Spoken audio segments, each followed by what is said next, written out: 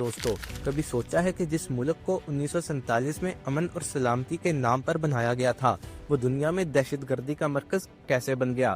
تصور کریں 1947 کا وہ خواب جہاں اقلیتیں محفوظ ہونا تھیں، اور پھر آج کی حقیقت دیکھیں جہاں اسکول قبرستان بن گئے اور بازار میدان جنگ۔ کوئی ہوا میں بات نہیں ہے، حقائق بتائے جا رہے ہیں کہ پاکستان نے اس جنگ میں 80,000 سے زیادہ جانیں گنوا دی۔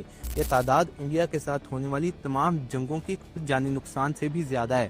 تو سوال یہ ہے، کیا یہ جنگ ہم پر باہر سے مسلط کی گئی یا ہماری اپنی پالیسیوں کا نتیجہ ہے؟ آج ہم صرف 9/11 کی بات نہیں کریں گے، بلکہ اس سے بھی پیچھے جائیں گے تاکہ اس مسئلے کی جڑ تک پہنچ سکیں۔ یہ ٹاپک سمجھنا آج اس لیے ضروری ہے کیونکہ اگر ہم نے تاریخ سے نہیں سیکھا تو ہمارا مستقبل بھی ماضی جیسا ہوگا یا شاید اس سے بھی برا۔ بہت سے لوگ سمجھتے ہیں کہ یہ 1979 یا 9/11 کے بعد شروع ہوا، لیکن سچ یہ ہے کہ پہلی چنگاری بہت پہلے ہی لگ چکی تھی۔ 1947 کے بعد 1948 اور پھر 1958 میں بلوچستان میں جو بے چینی پھیلی، وہاں ریاست نے سیاسی حل کے بجائے طاقت کا استعمال کیا، جس نے لوگوں کے دلوں میں پہلی درار ڈال دی۔ پھر 1971 میں ایسٹ پاکستان کا سانیہ ہوا۔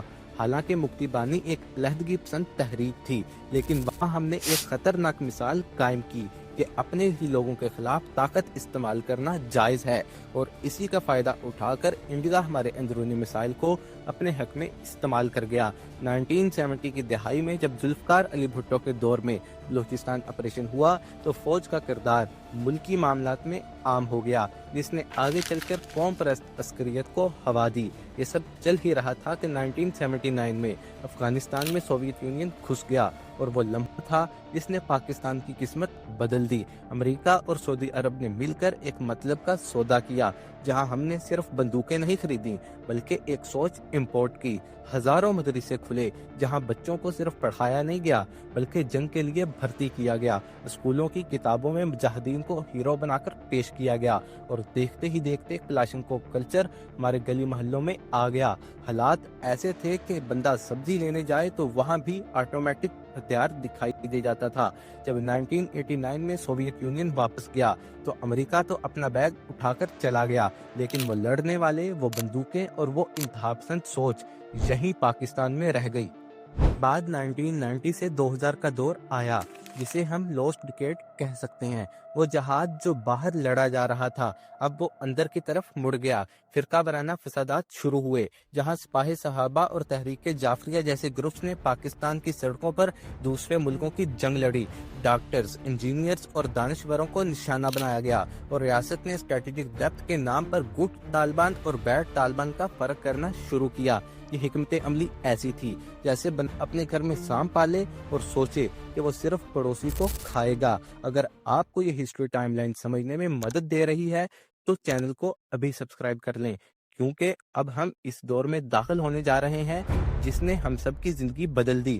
پھر آیا 2001 9/11 کا واقعہ اور جنرل مشرف کا وہ مشہور یو ٹرن جب پاکستان نے امریکہ کا ساتھ دیا تو وہی مجاہدین جو کل تک ہیرو تھے، انہوں نے ریاست کو امریکی ایجنٹ ڈکلیئر کر دیا۔ وزیرستان میں جب آرمی پہلی بار گئی تو ڈرون حملوں اور عام شہریوں کے نقصان نے مقامی لوگوں کو جنگجوؤں کا ساتھی بنا دیا۔ 2007 میں لال مسجد کا واقعہ ایک اہم موڑ ثابت ہوا جس نے بکھرے ہوئے گروپس کو جوڑ کر تحریک طالبان پاکستان بنا دیا۔ اس کے بعد جو ہوا وہ ہم سب نے دیکھا۔ سوات میں سرے عام کوڑے مارے گئے، لڑکیوں کے سکول بند ہونا شروع ہوئے، اور لاہور سے لے کر کراچی تک ہر روز دہشت گرد دھماکے۔ یہ وہ وقت تھا جب ہمارے ملک کا ذہنی دباؤ اور خوف اپنے عروج۔ لیکن پھر 16 دسمبر 2014 آیا، APS پشاور کا وہ منظر جس نے پتھر دل رکھنے والے انسان کو بھی رلا دیا۔ 140 سے زیادہ بچوں کی شہادت نے قوم کو جھنجھوڑ کر رکھ دیا۔ وہ جو کنفیوژن تھی کہ ان سے بات کریں یا ماریں، وہ ختم ہو گئی۔ بیانیہ بدل گیا اور آپریشن ضرب عضب شروع ہوا جس نے نارتھ وزیرستان کو کلیئر کیا اور دہشت گردوں کی کمر توڑ دی۔ آج کے دور کی بات کریں تو ہم نے نیشنل ایکشن پلان اور رد الفساد के जरिए काफी हद तक कंट्रोल किया है, लेकिन 2021 में अमेरिका के अफगानिस्तान से जाने के बाद टीटीपी दोबारा सर उठा रही है। खास तौर पर केपीके और बलूचिस्तान में हमलों का बढ़ना इस चीज की निशानदेही है कि जंग अभी पूरी तरह खत्म नहीं हुई। यहाँ मैं आपसे पूछना चाहूंगा कि आपके ख्याल में ये हालिया लहर बाहर की साजिश है या हमारी अपनी पुरानी गलतियों का नतीजा? कमेंट सेक्शन में जरूर बताएं। अब सवाल ये है कि हम इस सिलसिले को खत्म कैसे करेंगे। इसका हल सिर्फ गोलियां नहीं है, कुछ ठोस इकदामात हैं जो हुकूमत और हम आम लोगों को लेने होंगे। पहला, बॉर्डर मैनेजमेंट। अफगानिस्तान के साथ बॉर्डर को सख्ती से रेगुलेट करना होगा। डिजिटल एंट्री सिस्टम हो ताकि कोई बंदा रिकॉर्ड के बिना ना आ सके और ना जा सके। दूसरा, मदरसा रिफॉर्म।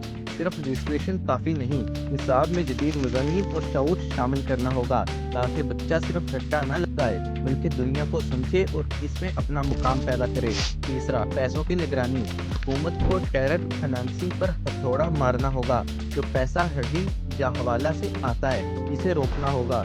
चौथा, और ये हमारे लिए है, अपना सदका चेक करें।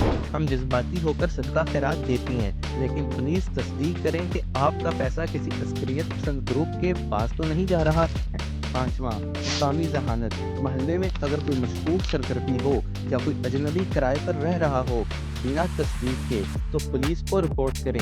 ये मुखबरी नहीं, अपनी हिफाजत है। छठा, बयानिया बनाएं। मीडिया और स्कूलों को इंतहा पसंदी के खिलाफ एक मजबूत बयानिया बनाना होगा कि तशद्दुद किसी मसले का हल नहीं। आखिर में यही कहूँगा कि हमने बहुत नुकसान उठाया है, लेकिन पाकिस्तानी कौम की हिम्मत देखें कि इतने बड़े सदमे के बाद भी हमने इंतहा पसंदी को तरद किया और आज भी हम खड़े हैं। तारीख ने हमें सिखा दिया है कि गैर रियासती अनासर को खारजा पॉलिसी के लिए इस्तेमाल करना हमेशा उल्टा नुकसान देता है। उम्मीद है आज की वीडियो ने आपको कुछ नया सिखाया होगा और तस्वीर क्लियर की होगी। इस वीडियो को लाइक करें और दोस्तों के साथ शेयर करें ताकि